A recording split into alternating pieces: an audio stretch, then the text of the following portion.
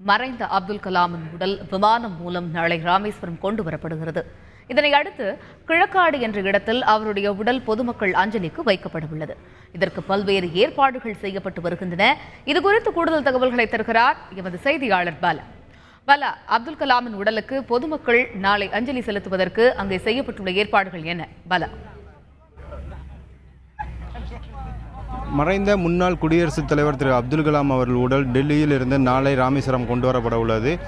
கொண்டு வரப்பட்ட பொதுமக்கள் அஞ்சலி செலுத்துவதற்காக ராமேஸ்வரம் பேருந்து நிலையம் உள்ள கிழக்காடு பகுதியில் தற்பொழுது நம்ம நிற்கும்போது அந்த பகுதி தான். அந்த பகுதியில் இடம் தேர்வு செய்யப்பட்டு அவர்கள் உடல் வைக்கக்கூடிய இடத்தில் கூடாரங்கள் அமைக்கப்பட்ட பணிகள் நடைபெற்று வருகின்றது. அதன் அருகே வரும் முக்கியஸ்தர்கள் அஞ்சலி செலுத்திவிட்டு அமர்வதற்காக 2 கூடாரங்கள் அமைக்கப்பட்டுள்ளது.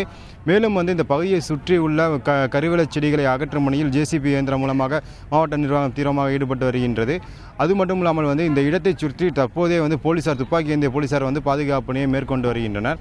அது மட்டும் இல்லாமல் நாளை மறுதினம் அவர் உடல் அடக்கம் செய்வதற்காக ராமேஸ்வரம் அருகே உள்ள தங்கச்சி மடம் ஊராட்சிக்கு உட்பட்ட பகுதியில் ஊராட்சிக்கு உட்பட்ட அரியாங்குண்டு பகுதியில் 1.38 ஏக்கர் நிலம் தேர்வு செய்யப்பட்டுள்ளது. அந்த பகுதியில் தான் அவருடைய உடல் அடக்கம் செய்வதற்கான ஏற்பாடுகள் தற்பொழுது நடைபெற்று வருகின்றது.